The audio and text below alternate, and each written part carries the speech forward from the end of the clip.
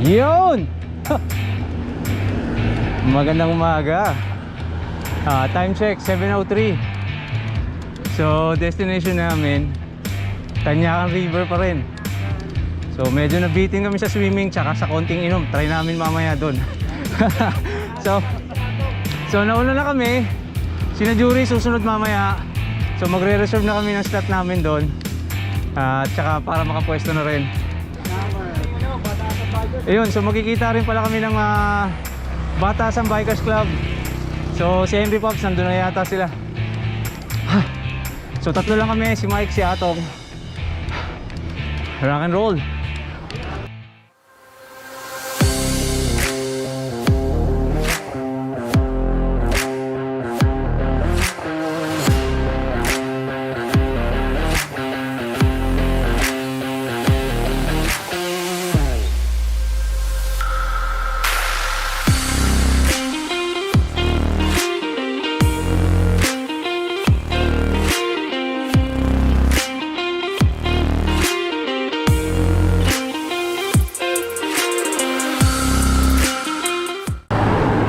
Ayun, dito kami dumaan sa may Altarasa tapos dumiretso kami ng Paigay.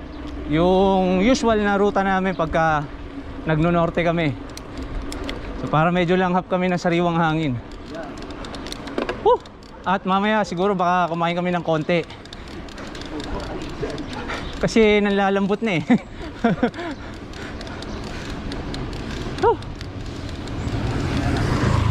Nga pala, kinabit ko na yung aking oval na chainring. So medyo may konting pagbabago naman sa pagpadyak. Though hindi ganun kalaki, pero masasabi kong may karga siya kaysa sa round pagdating sa patag. Sa ahon medyo konting bigat, konti lang naman. Pero sa patag medyo yun, makakaramdam ka ng konting pagbabago. Okay na rin. Yeah! At habang umaahon tayo, shoutout muna natin yung mga tropa na wala. Shoutout kay Brian.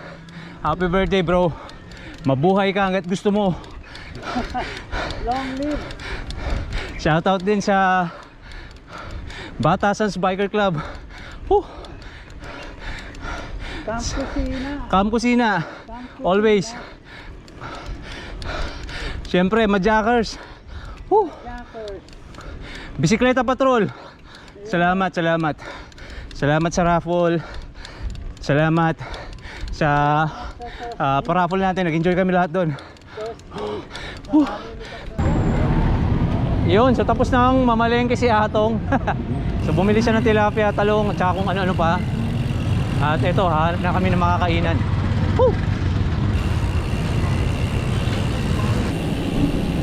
Yun, so kakain tayo ulit dito sa Anli Goto sa garahe.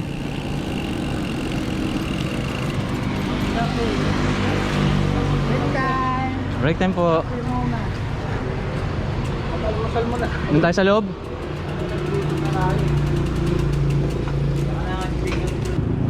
Yun, so tapos na kami kumain. At ito, start na ulit kami pumadyak. Hindi kami doon dadaan sa may Holcim. Doon kami dadaan sa kabila para maiwasan namin yung 20 pesos. Parang 60 pesos din kasi pwede namin siyang pambiling pagkain. Sayang naman. Diyan ba talaga? Doon sa diretso pa? Hindi, pwede pa tayong dumiretso eh. Sige. So yun, dito daw kami ulit dadaan. Pero tatry namin talagang iwasan yung 20 pesos. So pagka nandito kayo, medyo ingatan nyo lang kasi maraming matutulis na bato. Tsaka minsan may bubog eh. So maging keen kayo sa kalsada. So, dapat nakatutok din kayo. Otherwise baka matsambahan kayo. At medyo dry yung area kaya ang hirap magtalikot ng bisikleta dito pagka dito ka nasiraan. So mukhang marami nang ang tao. Kasi nga naman, syempre summer na. March na eh. Kaya, ayan, ang daming ang tao. So good luck sa atin. Ha? Daming ang tao. Puno na sa pwesto mo, sir? Puno na sa pwesto mo? Ha? Puno na sa pwesto mo? Tingnan mo na lang. Nandun ba si Ate Shirley? Nandun na, sama mo. Sige. Tingnan mo. Sige. Nakatulong. Medyo nagkaroon ng accident dito sa loob eh. Oo nga daw eh. Mayroong biker na sila. Hindi ko alam kung napakupo na dyan, patay na daw eh. Dyan pa?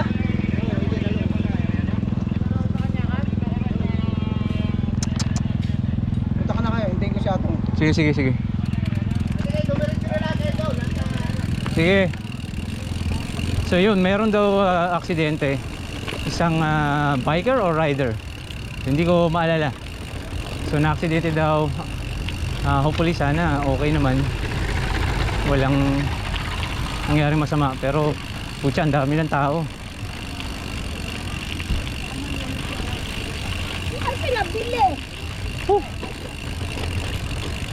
Eto, ang daming ang tao. At good luck.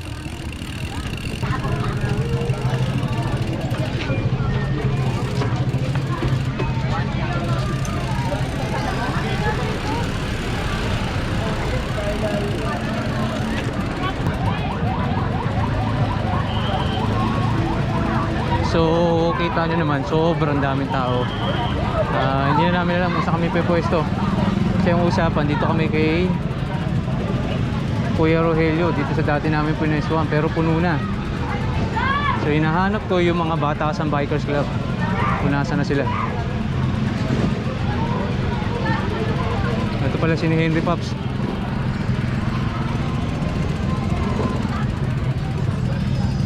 Pops? Pops, halika na. Pusang gala. Nahanap po kayo doon, nakakala ko nandun kayo. Ha? Wala ka kami mabasban dyan eh. Wala na. May nalunod pa dyan. Kanina nga lang daw. Ay, dyan pa. Nandiyan pa? Punta nalunod pa, ikatuhod na nga lang. Ano na disgrasya ka? Halos na sila. Nag-vertical. Nakaban rider. Ha? Rider. Oh? Hello, may mga kasama niyo. Nakaban. Putang ina, paano kayo uuwi niyan? Paano niyo ibabalita yan sa pop? Hindi, alam na daw magulang po. Ha? Alam na ng magulang. Stop down po lang, nalulubo. Boss, si ano? Chris. BBC rin yun eh, kasi Master Julio. Oh, Julio, sir. Ay, sir. Hindi ko na mga bata. Kasi ano kasama mo? Tatlo lang kami, si Mike. Tapos tsaka si Atong, sino Jury. Sasama nila yung mga bata, magkukotse. Putya, sabi ko patay, ang dami tao. Oo. May ano daw, may na-accident eh. Ayun oh. Mga bata pa kasama daw eh. Nandiyan ang naka. Nandiyan pa. Tangin. Continue sold. Yun ang mahirap pagka walang may edad na may marunong eh. Walang nagtuturo eh. Ulit daw yata ako. Marami sila. Yung grupo na yun. Ha? Dito. Ngayon, 6 na lang silang uuwi. Agoy. So yun. May naging aksidente. May nalunod. Actually, nadulas parang na aksidente yata. Tapos nalunod ng tuluyan. Siklista. 7 silang kabataan. So 6 na lang silang uuwi. Medyo malungkot yung ganung balita. At kung makikita nyo, punong-puno ng tao. Ayan o. Sobrang dami ng tao. Hanggang doon sa dulo, ang daming tao. So, tingnan natin kung ano magiging happening mamaya. Arming. Para sa mga ano. So sana magsilbing aral to doon sa mga siklistang bata, lalo na doon sa mga bata. Kapag pupunta kayo sa mga gantong ligo, samahan nyo ng pag-iingat. Huwag maging mapusok. Dahil yung ano natin eh, isa lang. Iisa lang ang buhay. Pagpahalagahan natin.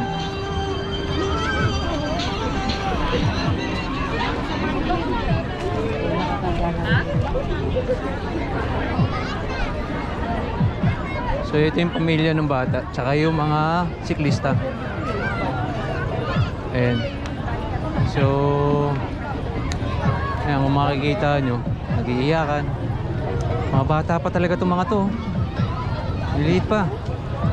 Mga nasa 13-14 lang ang edad na itong mga to.